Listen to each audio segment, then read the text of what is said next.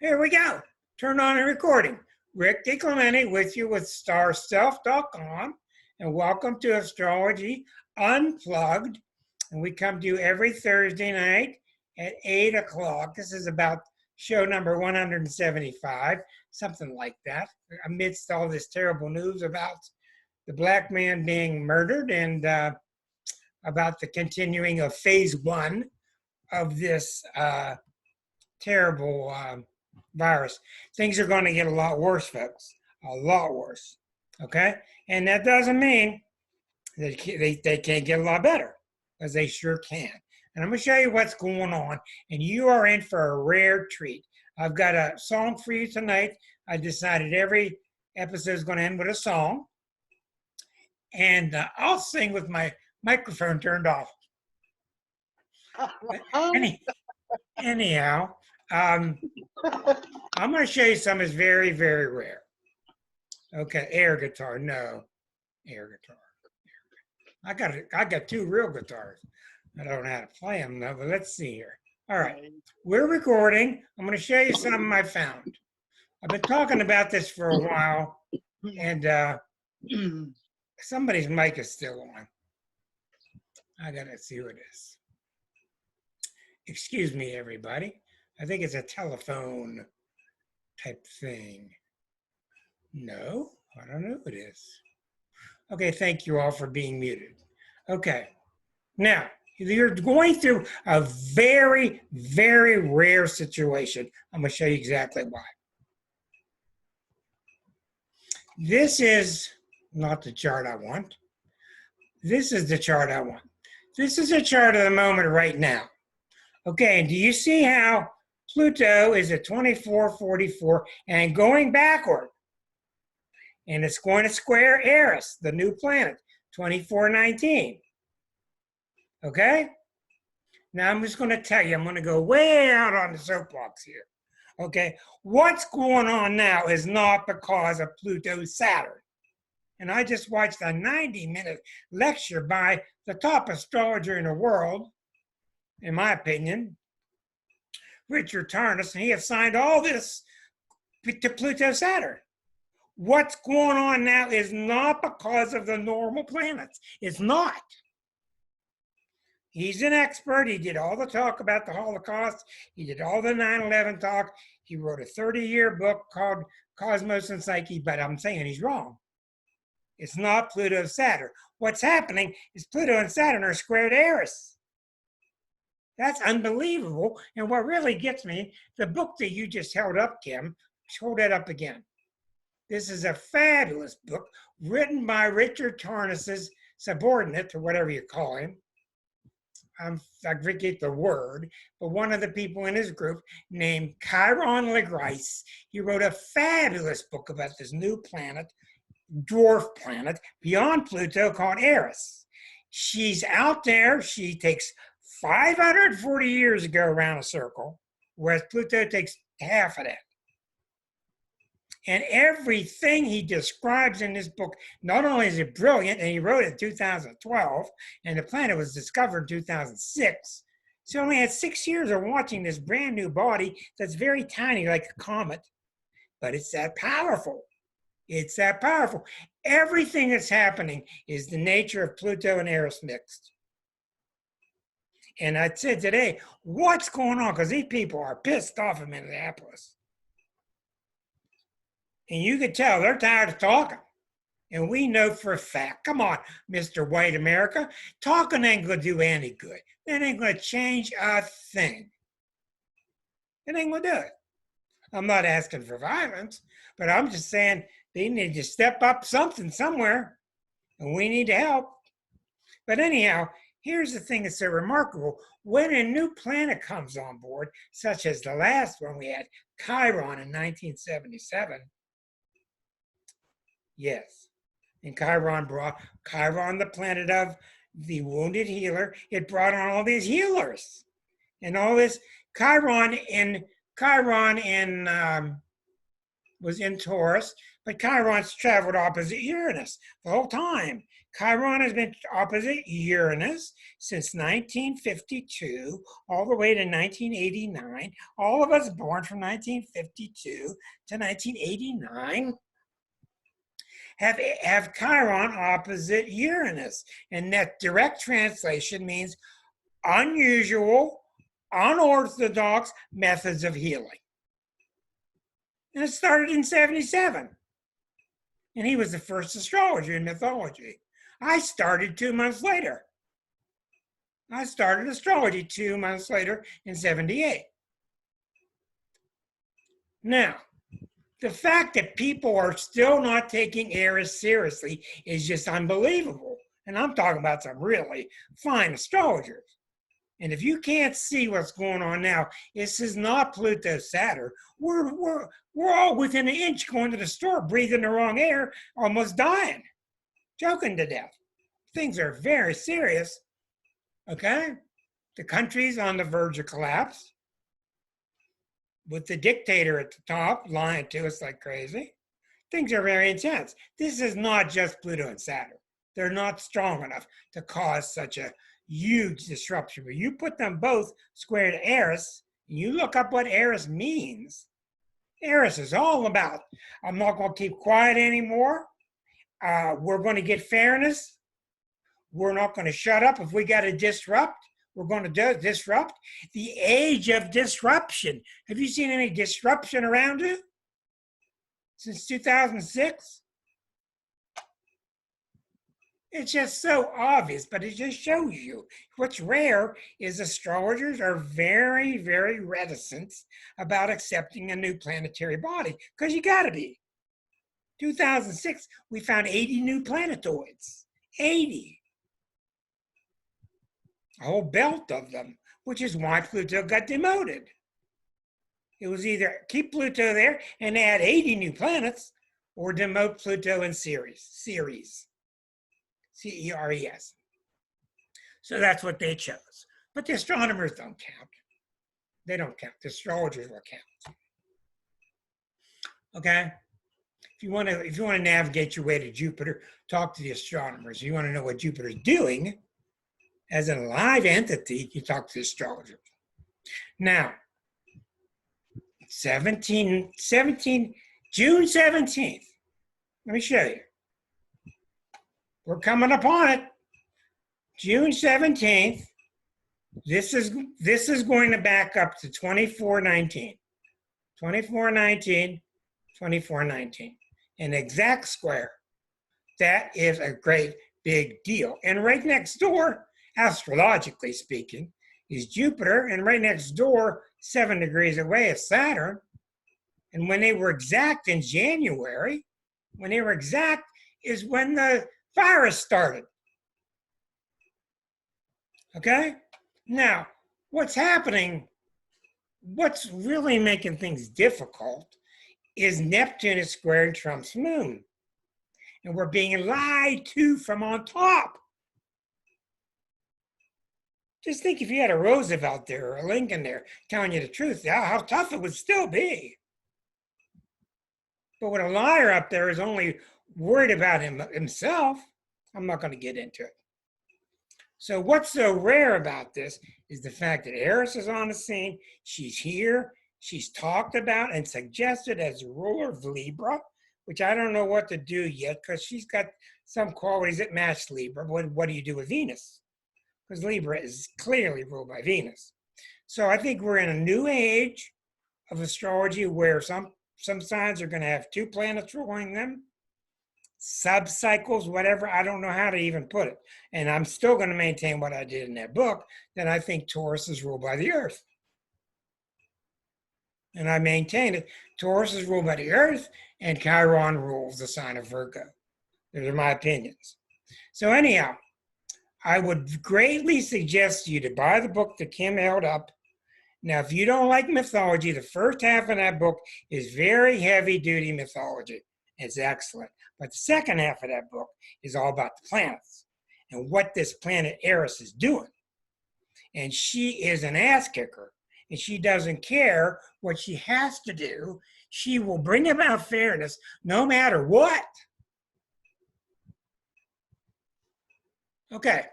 Now tonight I'm going to start. Well, I can't start with the person I was going to. There she is. There's Sandra. Sandy, I got your chart here, and we're going to welcome you.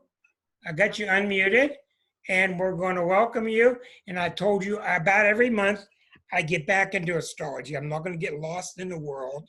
We're going to talk about astrology, how to read charts, how I do it, where are the clues, what to look for. Sandy's chart is a hard one to do.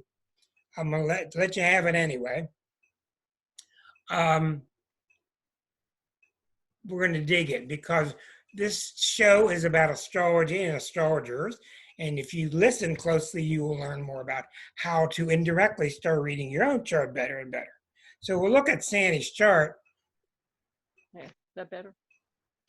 Okay, and it is here. Okay. Now, you'll notice this is her chart. Okay, what do you got? A Scorpio. You got a Scorpio with 4 degrees between Neptune and the Sun. Very big deal. Don't ever take for granted planets. Look closely at the aspect, the orb, O-R-B, between them. 4 degrees is really critical. And Miss Sandy, we don't want this any closer. You just don't. Because the Sun wants to breathe, and it wants to be the Sun, and Neptune wants to be Neptune, and Neptune doesn't care what the Sun says.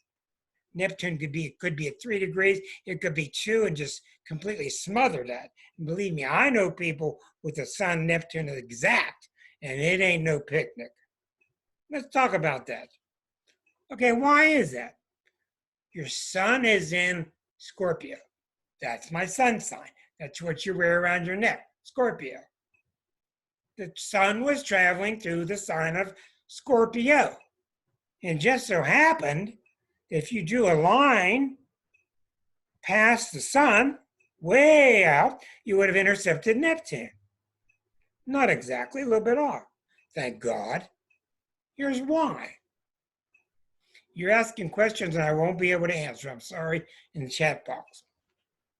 Now, the Sun wants to shine.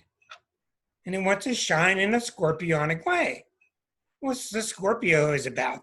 Merging with others, being very intense, loving and hating, very passionate, but it's really about merging with another person. But it's about the person merging with another, which is delusion. There are no persons. There are no individuals. There are at one level. And that's what Neptune lives at. Neptune lives at the Christ-like level. Neptune's powerhouse. Look at the La Land. It's got Mr. Trump in right now. If you think it ain't powerful, you ain't even seen dream like what's coming. La Land. Let's drink some Lysol. Might work.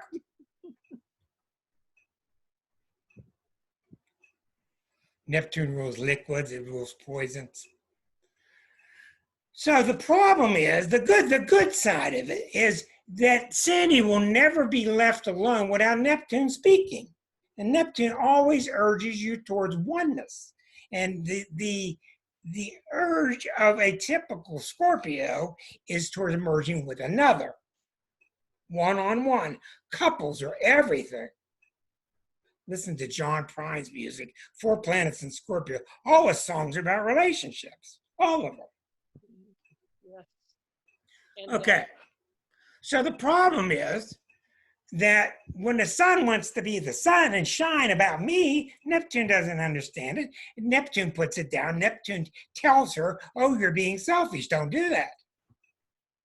Now she has to rise to a really, really high level, which is doable, to allow herself to be and allow Neptune to be and to see that they're really one and the same.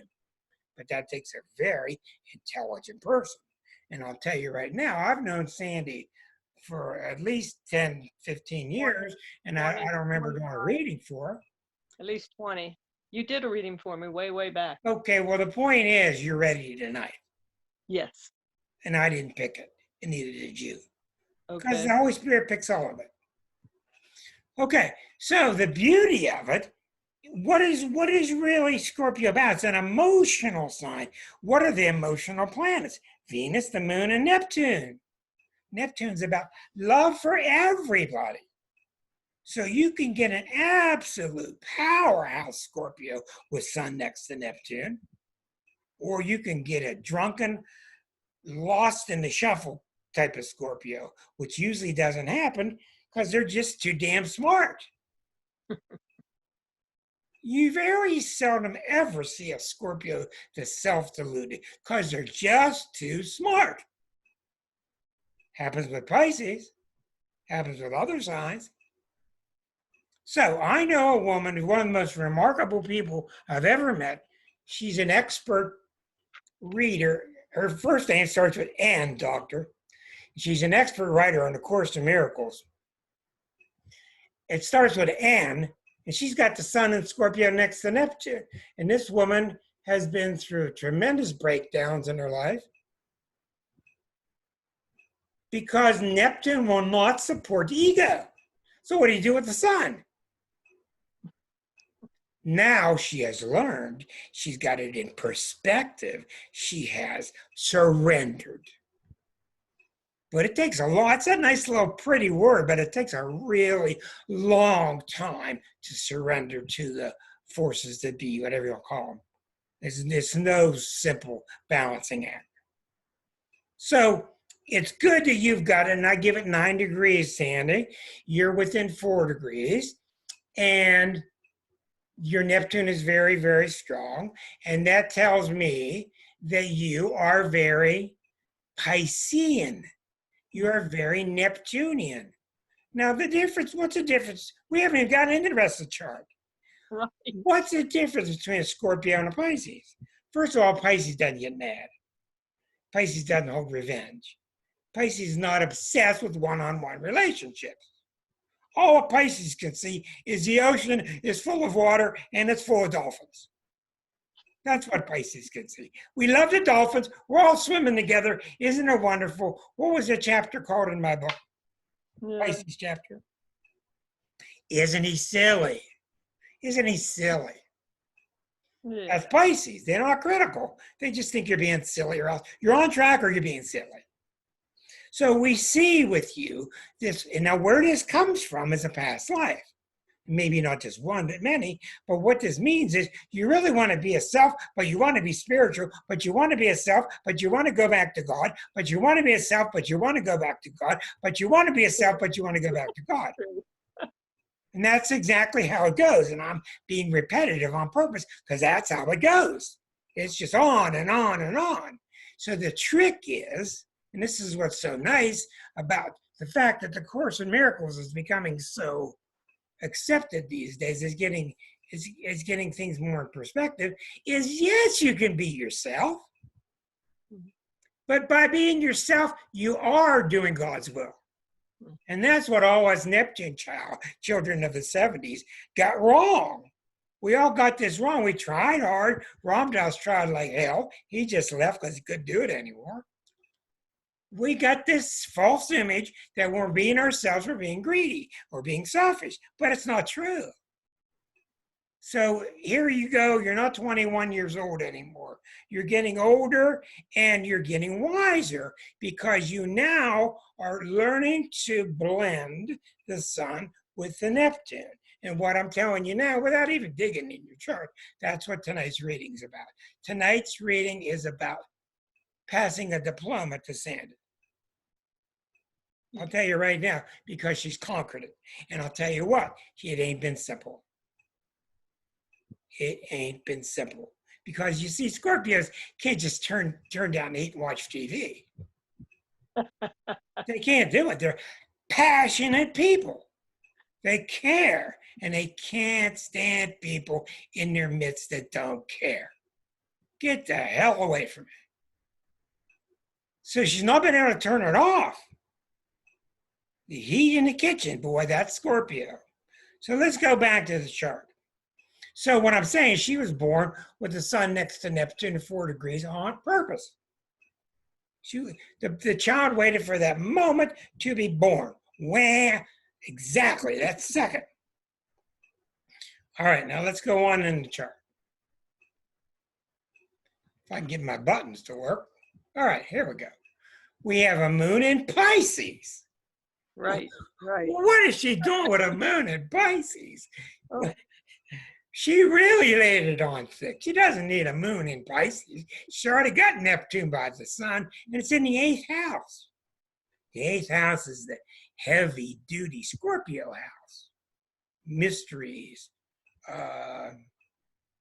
occult, deep powers, mystery powers. Okay, Aquarius is rising. Thank God. We don't want Pisces rising. We do have a birth time of 2:29 in the afternoon, so we know that's pretty accurate. And you go right across the ascendant, and here's sitting Jupiter and Pluto, and they're both in Leo. So this chart has so many opposing themes. Watch the ego side. Aquarius rising, Sun in Scorpio, Mars is in Libra, Jupiter, Pluto are in Leo, Uranus is very strong. Here's a T-square to the sun. Okay, non-ego. Moon is in Pisces. Neptune's next to the sun. Saturn's next to the Venus. Mercury's in Libra. T-squares to Neptune. So she's got this that's why I didn't want to do the chart in a sense, because it's very conflicting and it's hard for beginners to look at. She's got these conflicting themes. So I guarantee you, I'm not going to do it now, but I would go digging in her past life charts, and I would see this theme that she's very advanced spiritually, but she's had to tackle, how do I say this? When a Pisces finally learns to speak out, which they have to learn, they sound like they're on a megaphone. Hey! But if you're in a room with them, it just sounds normal. mm-hmm. This is very important. But in their head, it sounds like they're screaming. Mm-hmm. But a lot of people of the 60s and a lot of people on spiritual paths have this. They talk real quietly and they think everybody can take quiet little steps on doctor. And we never step on a worm or an ant and we never hurt anybody, nothing. Well, Jesus wasn't that way. Jesus rose hell when he had to. That's not the point. The point is we're really coming to a pinnacle, and I think that's one of the reasons that Eris has surfaced. We're learning that you can be a self and be spiritual at the same time. See, what we're suffering so much from is we've been told for so many years how to behave. We don't need anybody tell us how to behave. Thou shalt not. We don't need anybody telling us how to behave. You watch a baby. A baby's giggly poo. We know how to behave. We're blissful. The only thing that stops us is always people tell us how to behave.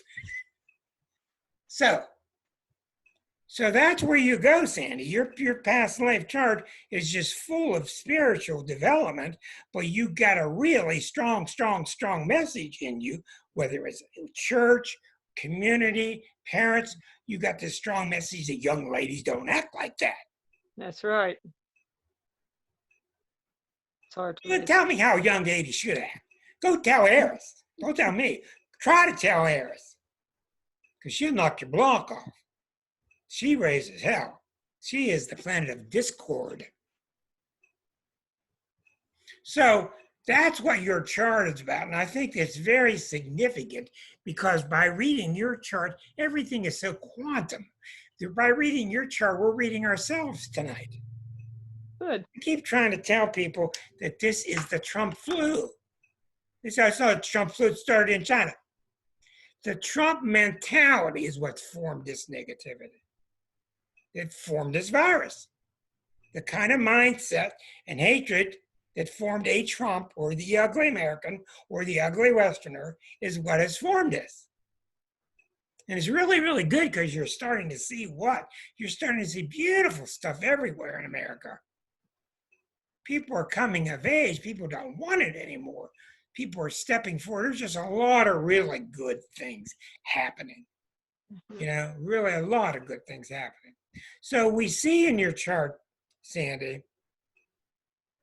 Now I want to hear from you. Here's what I want to hear. I want to ask you about what I see in your chart. Let's start this way very briefly. I don't want to go into this much. Your mom and dad passed? Yes. Okay. Your dad was what sign?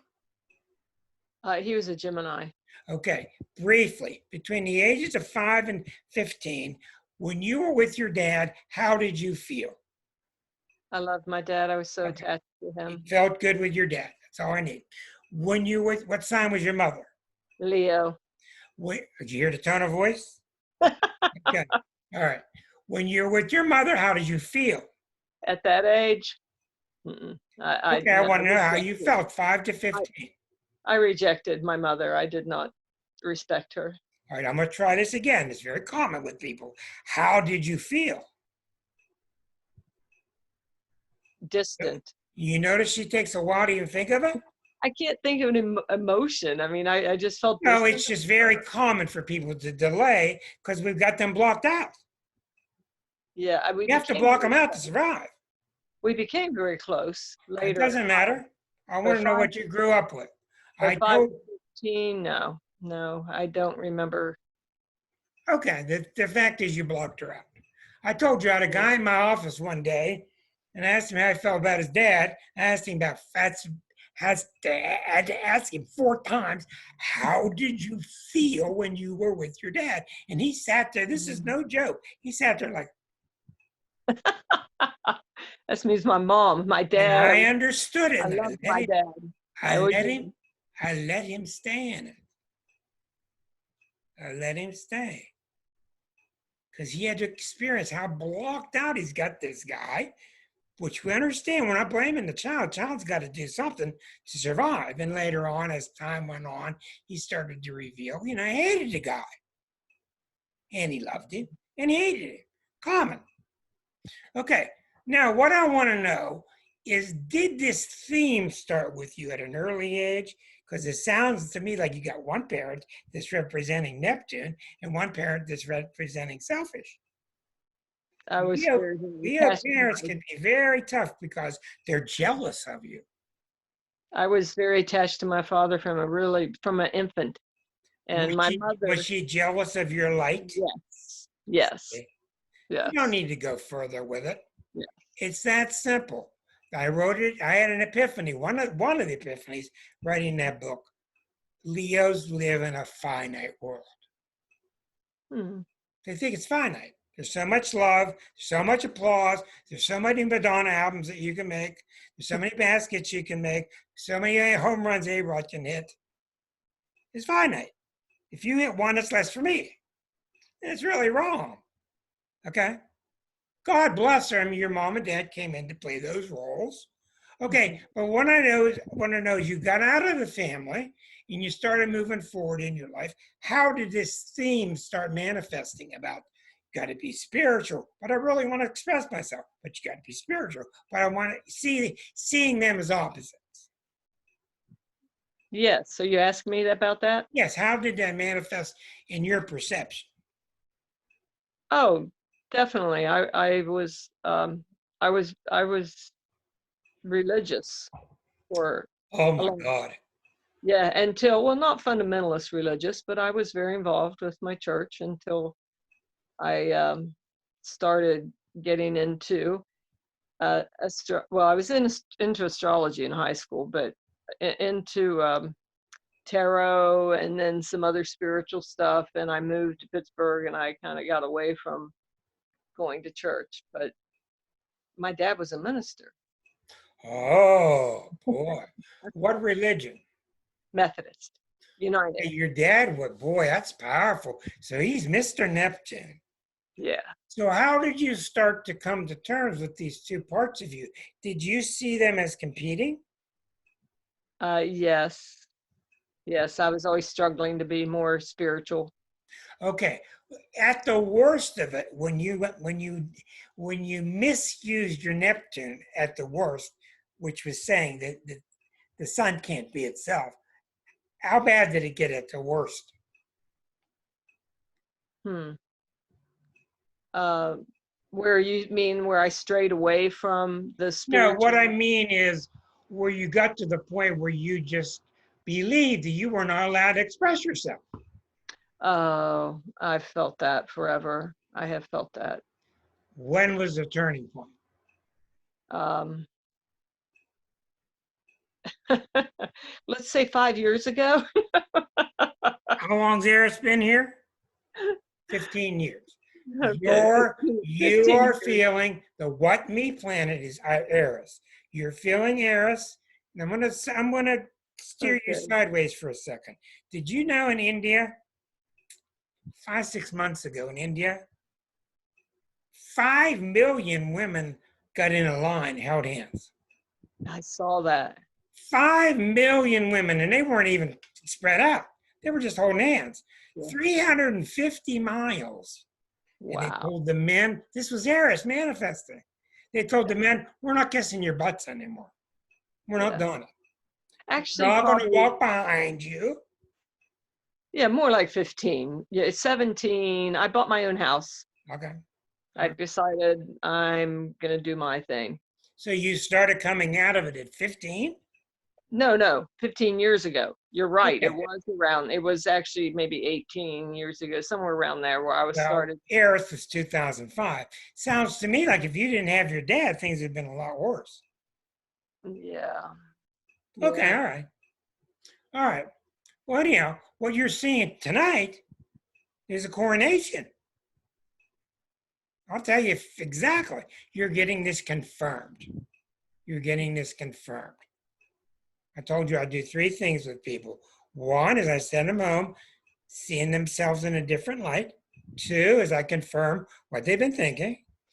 Three is I hand out these fake diplomas. So what I want to ask you about is what an advanced student of Course in Miracles heads towards. How did you get to the point when you realized that being myself is okay? In fact, it is godlike. Hmm. How did you get to that point? I think I just got more and more into, I was so excited about, like I studied astrology, I studied tarot, I studied channeling, of course, being Scorpio, all the near death, after death stuff, channeling. I mean, I have a huge reference libraries. I don't know, you can just see a little That's pointer. when you and I met each other years ago. Yes, that's right. Yeah. Right. And I think it was kind of more of a gradual, and then I got involved with Samuel and did the trips and Well, yeah. what happened then around 5 years ago?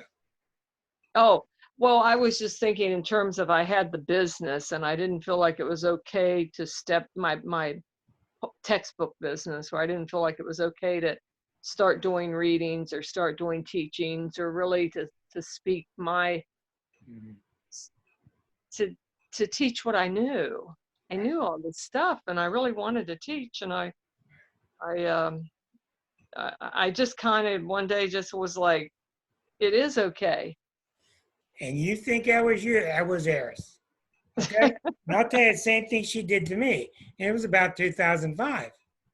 She did it to me too, where I wanted to follow my intuition. I took all these classes in mediumship. It was not for me. I was not a psychic. Pure astrology. You can only tell them what's in the chart. You can only read what's in the chart. Good Capricorn. Read what's in the chart. Right, right, makes sense. And I said bullshit.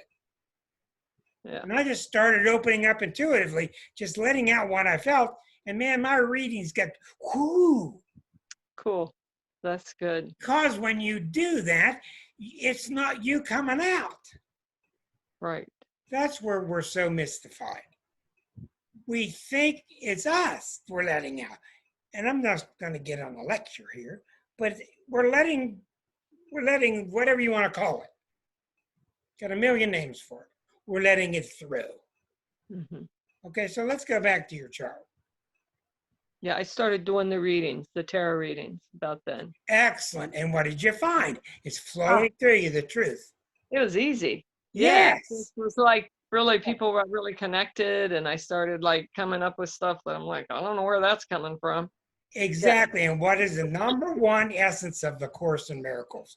The number one essence of it is to remove the blockages, and then it's already there. It's already there.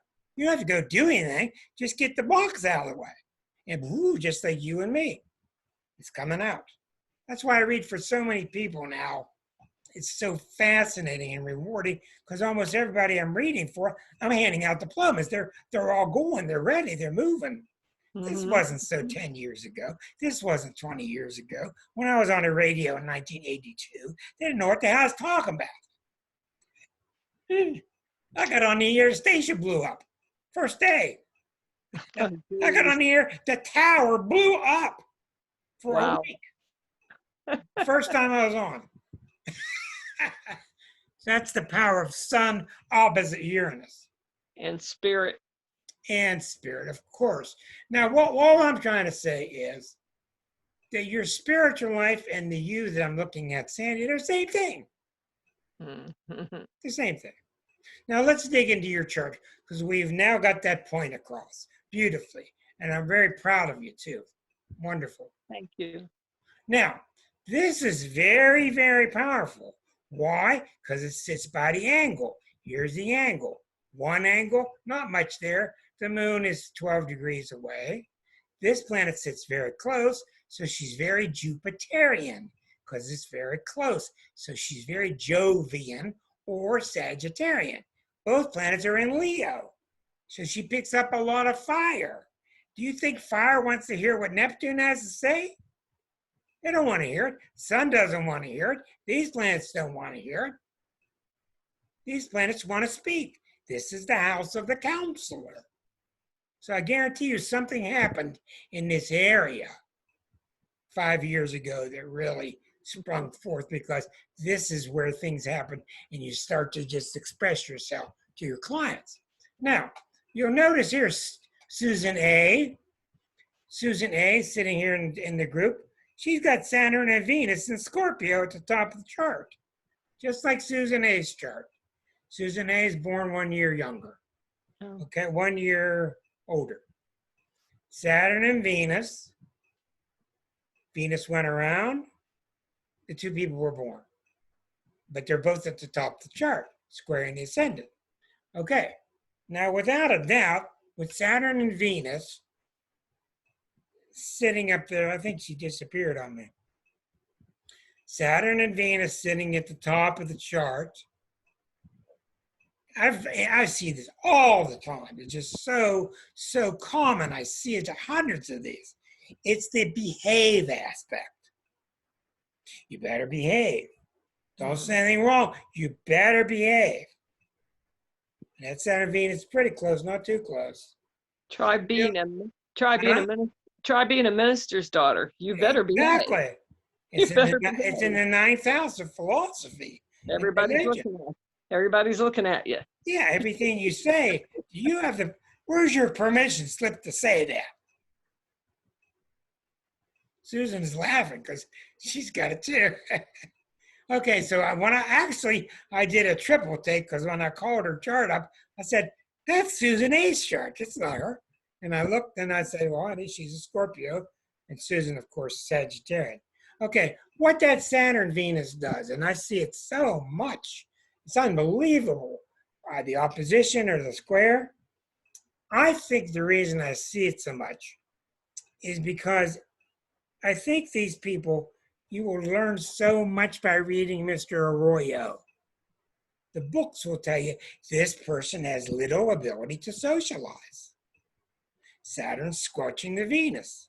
Venus is socializing. But Arroyo's so smart. Arroyo takes everything and flips it. This person is probably overly social. Yeah, I am. I have hundreds of friends. And I know you do. I've seen you. And the reason, how do you explain the Saturn-Venus, is the Saturn is always in trouble for overdoing it. Oh, That's the trouble with Saturn. It's trying too hard. See, people without the Saturn-Venus, they don't try real hard in relationships. What comes goes. What I deal with so many clients, because they come to me interested in analyzing their social abilities. But anyhow, what that means up there is you've been taught a lot. Let me go back to the chart. You've been taught a lot of rules, ninth house, Saturn, there's your ascendant 24, 21, 17. So the Saturn squaring the ascendant.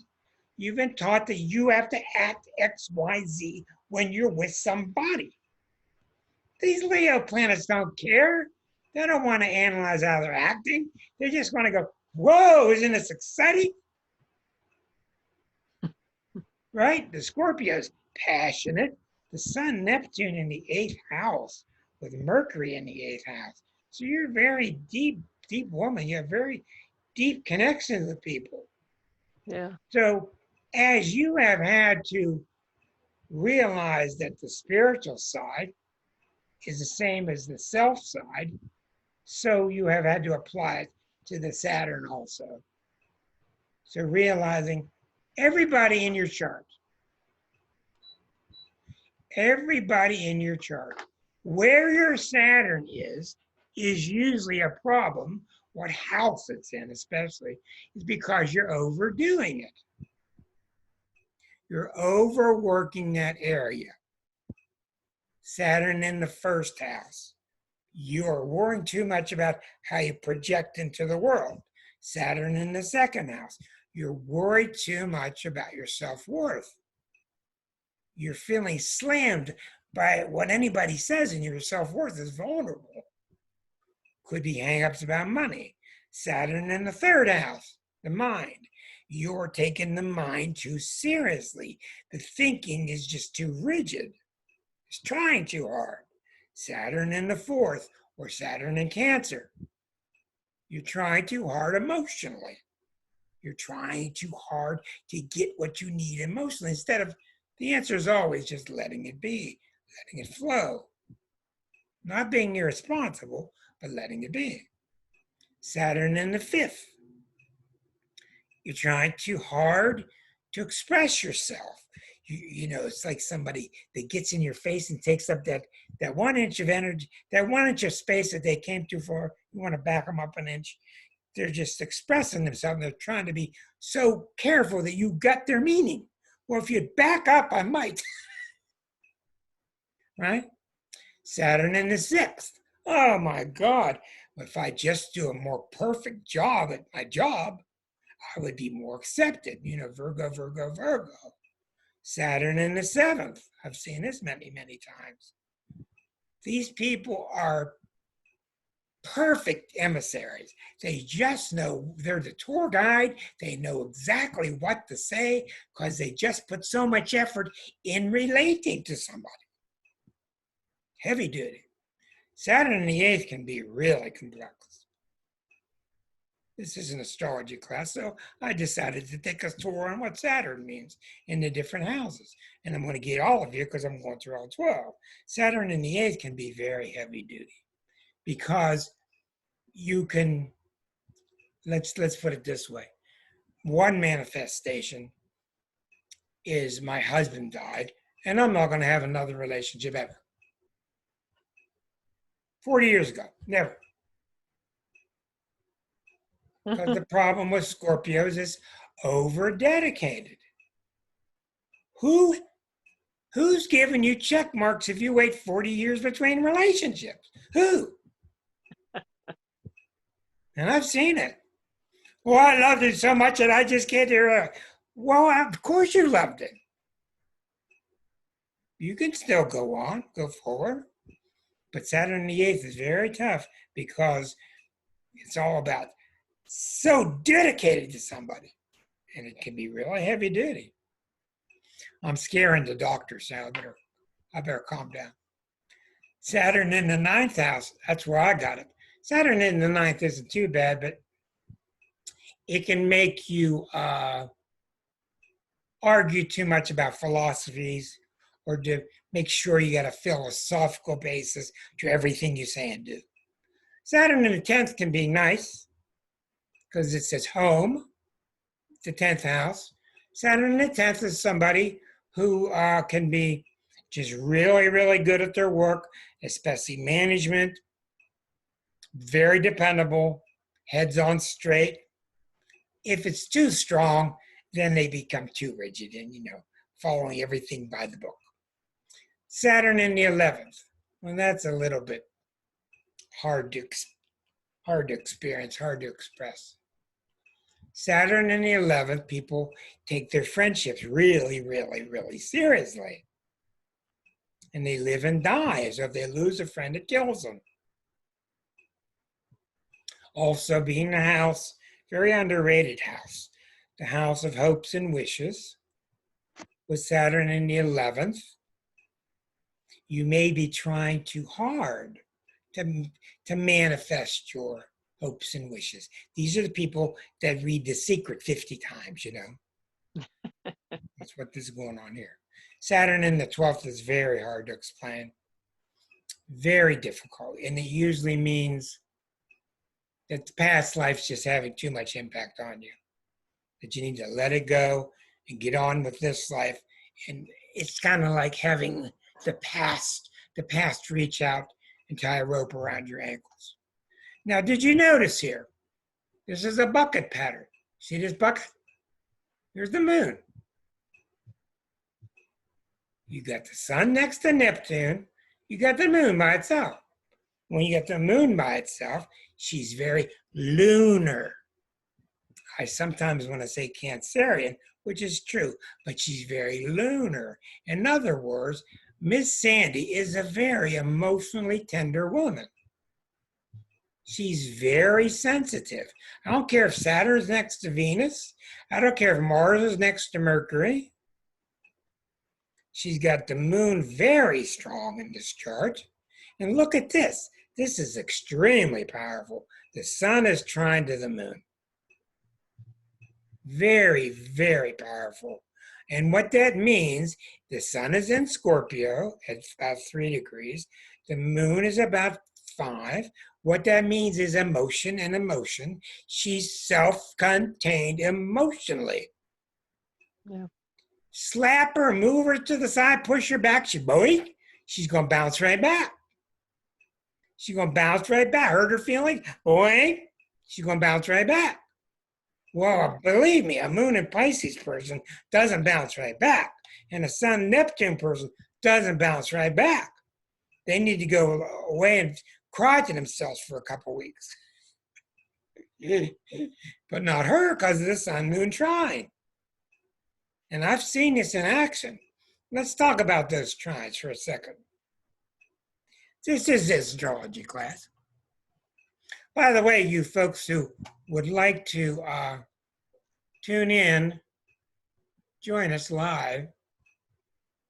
Let me see if I can get this right. A couple more have. I'll get it in here. Let me share the screen. Okay, there you go. Mm-hmm. Okay, if you would like to join us any Thursday, just join, go to startself.com/unplugged. That's my website, startself.com/unplugged. We'll give you the link to join. It's 8 o'clock Eastern for free. And all you need is a web browser and it will load Zoom for you. And since Zoom is getting so much press these days. Okay, when you've got a trine between two planets, it's almost always really positive. It almost always, and I really hesitate to say otherwise. I mean, it's just usually always really positive. I don't care what the planets are. It just brings out the best in each planet. Well, you got the sun and moon. Those are your two main planets. You're conscious and you're unconscious. And I have seen people with sun, moon, trine, that you just slap them back and knock them off the top of the mountain and boing, they're back up. And they just take it for granted. They take it for granted. Other people don't have it. We get knocked around and we're bruised. So it's a real blessing and it's a real sign that you're very strong inside emotionally. Now, the problem with a trine or a grand trine, and there are problems, especially with the Grand Trine, is it's too powerful.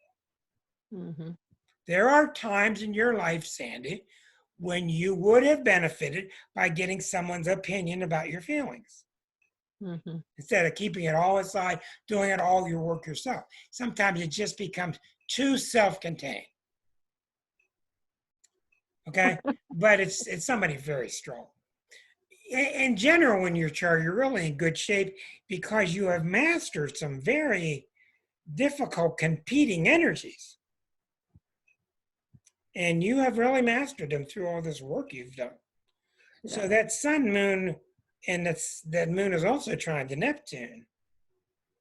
And the moon trine to Neptune means that the moon is absorbing the Neptune without a fight. And it's already in Pisces. What's the moon in Pisces like?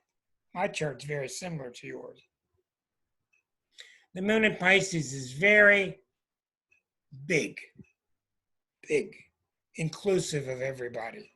You just don't know how to hold a grudge. You don't know how to become anti something. You just see everybody is either being cool or they're being silly. That's Pisces. They're cool or they're silly. I remember thinking that as a kid. Mm-hmm.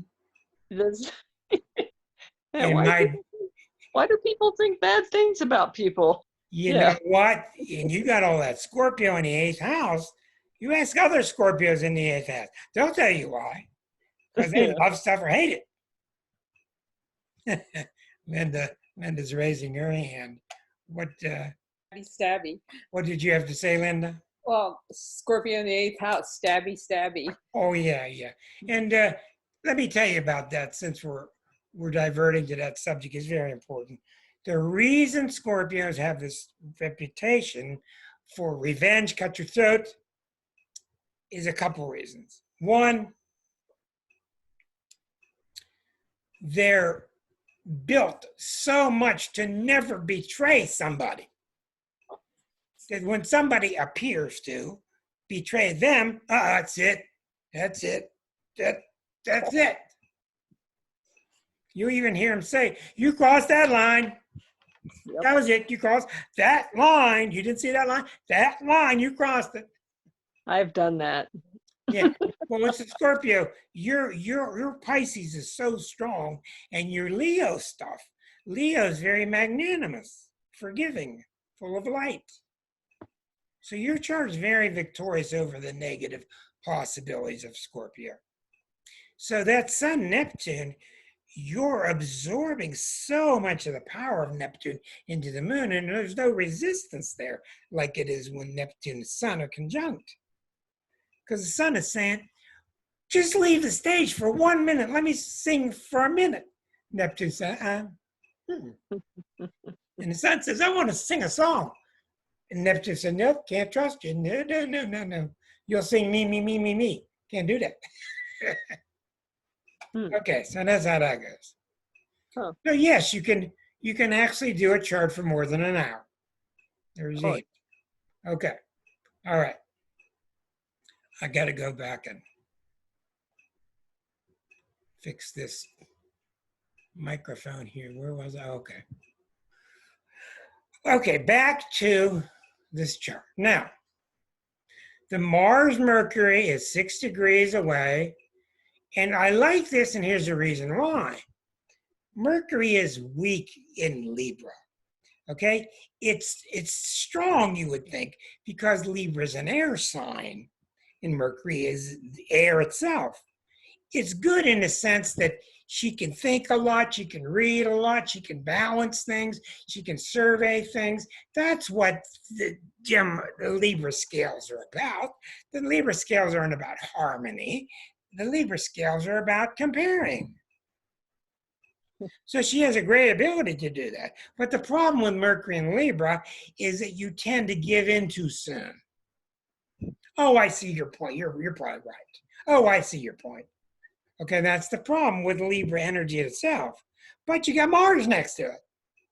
And Mars is really weak in Libra. Because Mars is your testosterone level and is all-time low in Libra. Because you don't want to use your Mars because you might hurt somebody. But you put the two together, See, this is the art of astrology. This is the art. This is why you don't see many astrologers, because it's just too damn hard to do. Mm-hmm. Put the two together, and you have a Martian Mercury, which means you see the point, you've heard their point, you've had the discussion, you've weighed everything, and Mars says, oh, we don't hurt anybody, but I'm going to tell you how I feel. So that's what you get with her. She's going to weigh it, she's going to let you talk and all that, but she ain't going to back down because Mars is next to Mercury. See, and this stuff is really hard to assess when you're new at astrology because you don't know what's important and what isn't. How strong is that? Isn't it?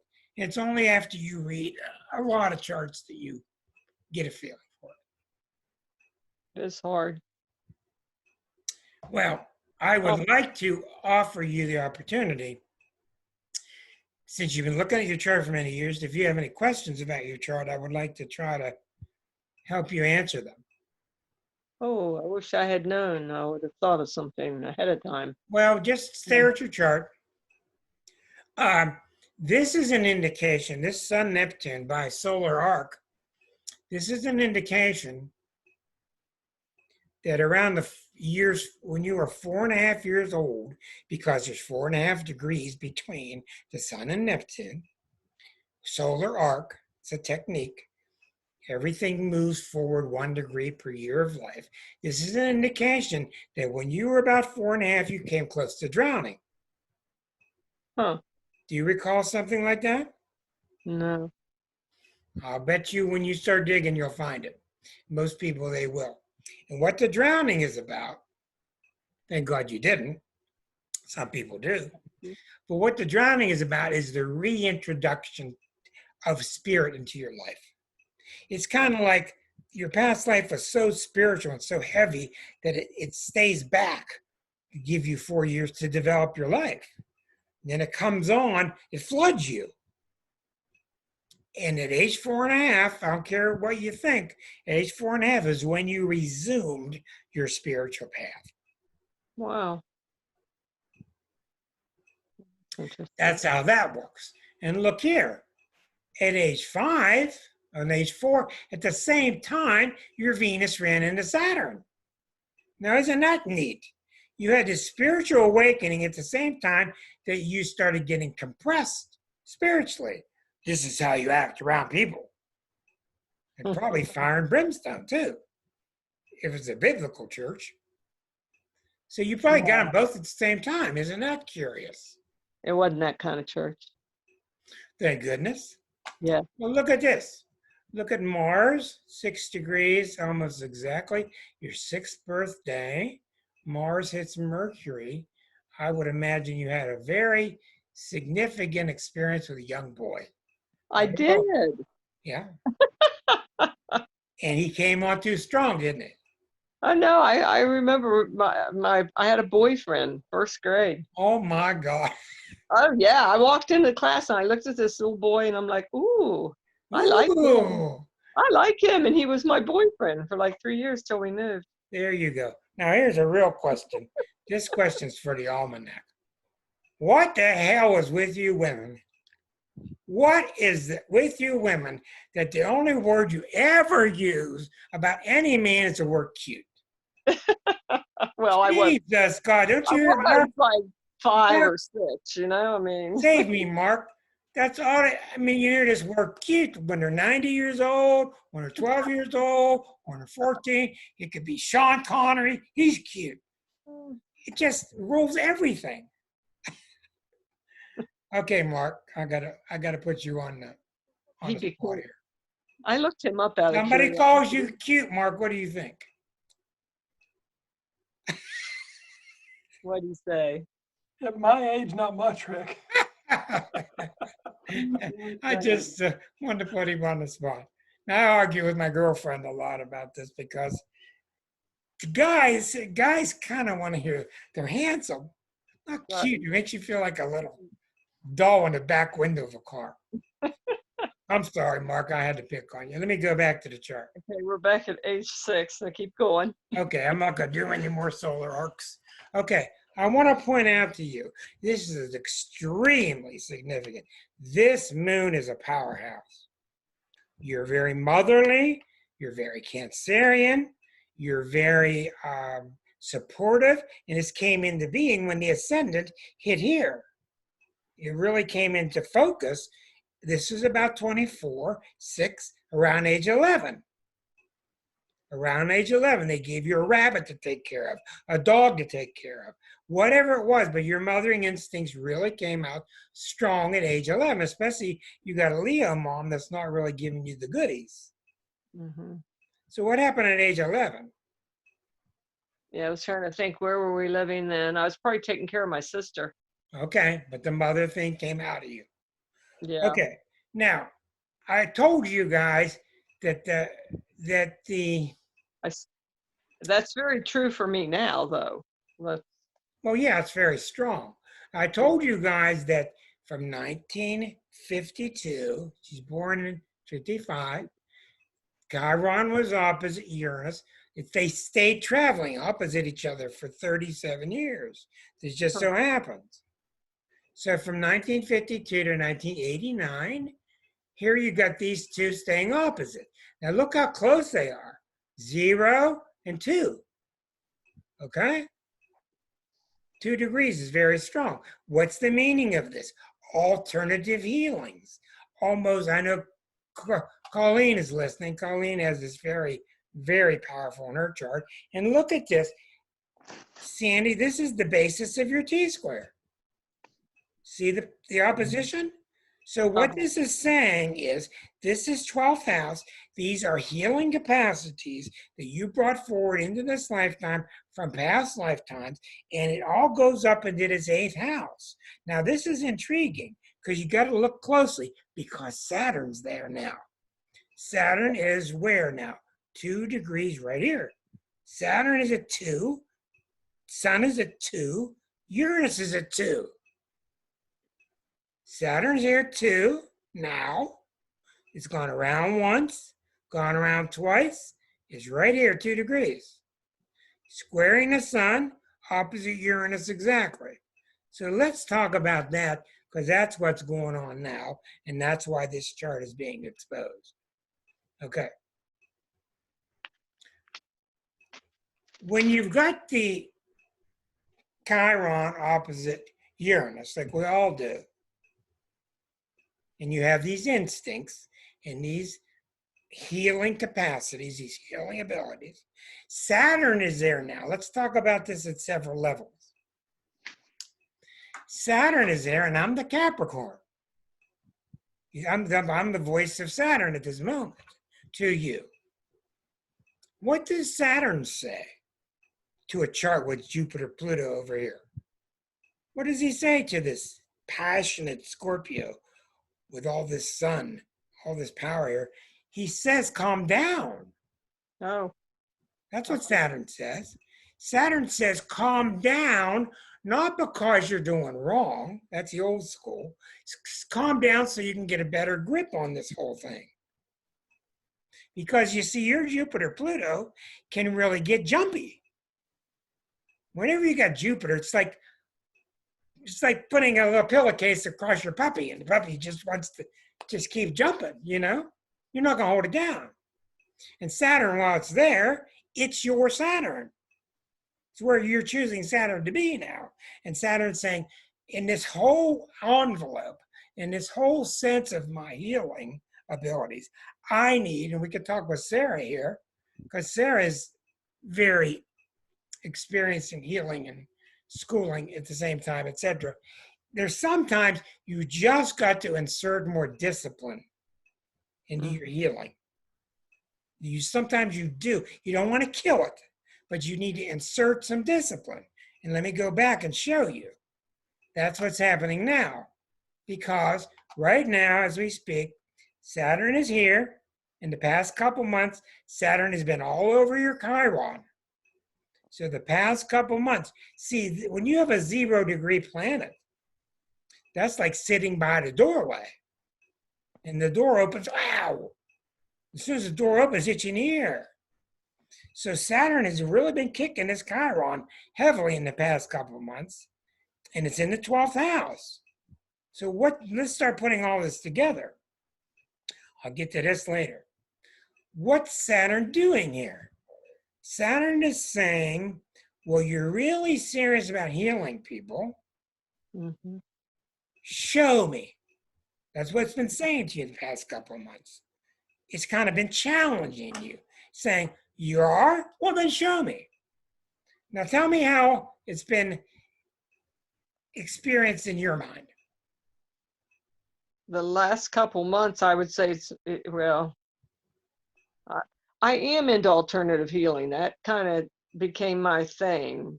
Reiki and herbs and Yeah. you name it. I was into that. The last couple months, I've had this shoulder thing and I've been trying to do different kinds of talking to it and essential oils and what do you call it, infrared light. And CBD oil is really good for my. oh, it has helped. The Now, I want to CBD ask you works a something. lot. Now. I want to ask you something. Let's go back to 1977. Okay, when Chiron was found. When it was found, it came. In other words, when it was found, we put it on your chart. This was not on your chart before 77 because we hadn't found it yet. So in 1977, you would have been 22. Around 22, I think you got a 22, 23, 24, as it came in opposition to Uranus. I think that you became very, very interested suddenly in all this healing stuff. Mm-hmm. Yeah, I was. I helped start a co-op. Excellent. I had my kid. I was a vegetarian. I was like, into. Now, here's the real topper that we're getting to. All this stuff, even though Saturn is here right now, all this stuff is squaring the sun Neptune. You know what this means? What this means is study all you want, read all you want, do all these trials, heal all these people, do what you want, but your butt's got to go on the line. You got to walk your walk. That's the 8th house. This means real surrender. Now you're getting this discipline added to you now, and you're getting this diploma added to you now, but what we're seeing in your chart is at that dangerous spot, and I say that carefully because it's difficult. Saturn, this T-square to Neptune in the 8th house means it's time to surrender. That's what that means. Okay. Give that some thought for a second. Here we are. Okay. Yeah.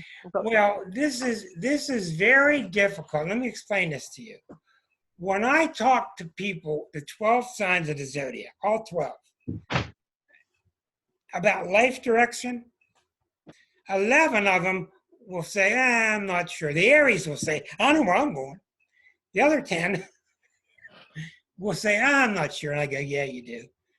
And I say, I'm not sure. And I'll go, yeah, you do. And I say, I don't know where I'm going. Yeah, you do. Then they tell me what they want. I said, see? But the Pisces people with strong Neptunes, Moon in Pisces, Sun Neptune, 12th house people, they don't know because they don't know. They just don't know. Fuzziness is part of Moon in Pisces. It just is. I think that guy insulted me 3 months ago. Wow. I think that was an insult he meant. It's just so fuzzy because the reason it's fuzzy is because there aren't any boundaries. It's hard to be Moon in Pisces. Huh. But what your chart is saying now with this T-squared being energized, remember Saturn is on the corner. You got the triangle, you got Chiron and Uranus pointing to Sun, Neptune in the 8th house. And natally, what that means is, boy, that's why I don't want to do this chart. It's really difficult. Natally, it means that you understand, and you've always understood, that you have to surrender. And you have many, many ways, knowing you probably have thousands of ways of addressing this surrender issue. But now Saturn's on the edge. Right now, Saturn's not a time to surrender, but it's in the 12th house. See how complicated it is? So what your chart is speaking to me of now is you're into controlled surrender. You're surrendering, but you're not trying. You're surrendering, and how do I say it? Do you ever see spiritual people that are working really hard in their spiritual life, but they're not working hard? That's what's going on in your chart. Because when you find yourself sounding hypocritical when you tell people to start relaxing, but work hard, but relax, but work hard. Which one is it? What's that mean to you? That it's gonna happen. That it's kind of just happening. I mean, it's not that I'm having to strive so hard to make it happen. That's right. What working means is stay glued, stay tuned into this subject.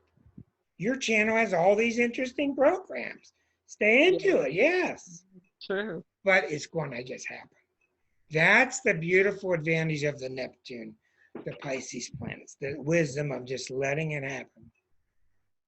So I think we've done enough of this chart because it's really complex. And it's not really a good chart for beginners, but it is a good chart for intermediate and advanced.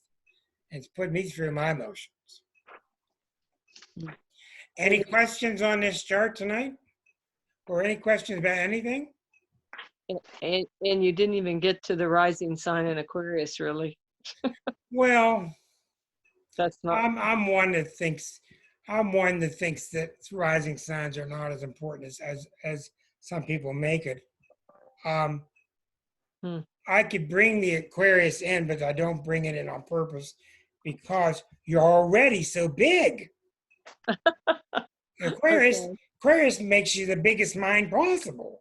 I mean, the real outer energies, the Pluto, the Neptune, you got plenty of the Pluto, you have plenty of the Neptune, now we're bringing Uranus in. Yeah. See?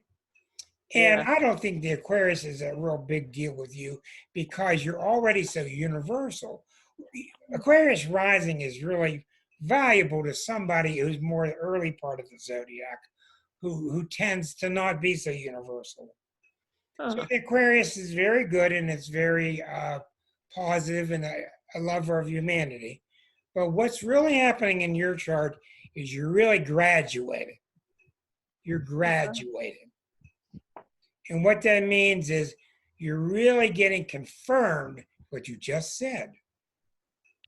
I need to just let it go. It's all going to happen.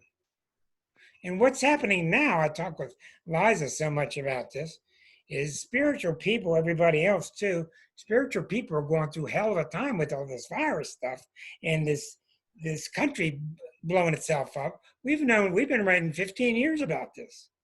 We knew it. Damn it, we knew it. We wrote about it. Still, it sucks. It just sucks.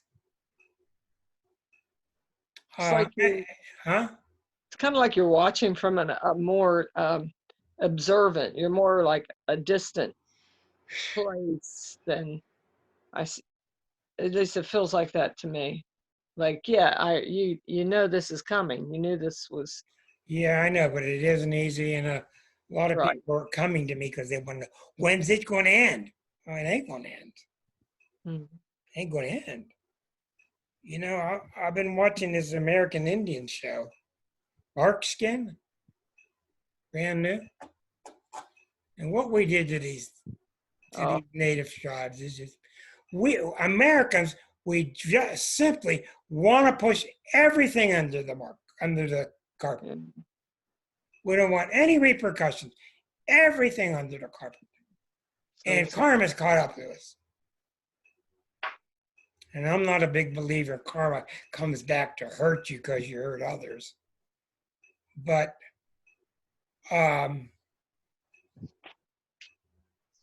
you got to deal with it somehow.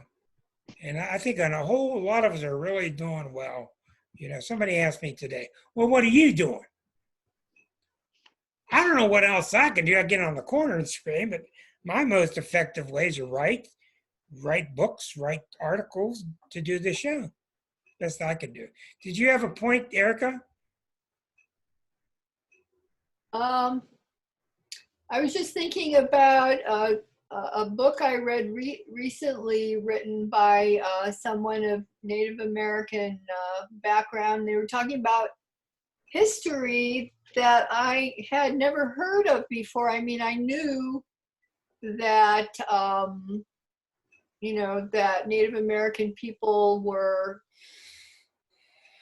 you know, wiped out in the West when they were spreading out west. I didn't know quite as much about the East, but I heard that they had bounties and that it was such a popular thing. They actually used the heads of Native American people to kick around in New York City on the streets playing ball like it was a softball. It was like, Yeah. I mean, you have to be Native American and know all their history to know all the horrible things that happened, because I don't think we've heard half of them.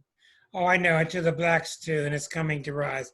All I know is this, and I'm going to bring this to an end. Thank you for that. That was really good.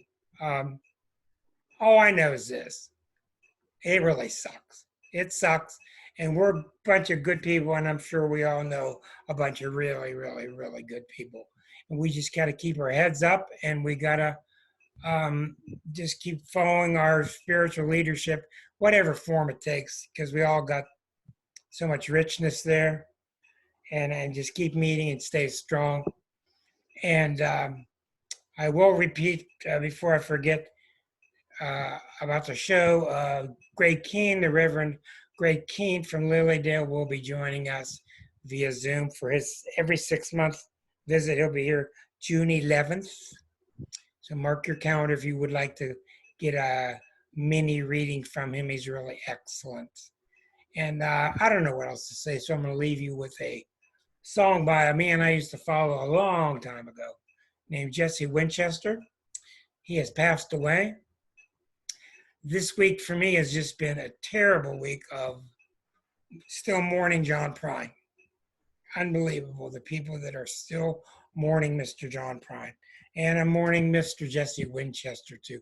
One of his wonderful songs I discovered after losing track of him for many years. It's a really silly name called Shama-Lama-Ding. Oh, I remember that. Enjoy it. It's just his best song he ever did.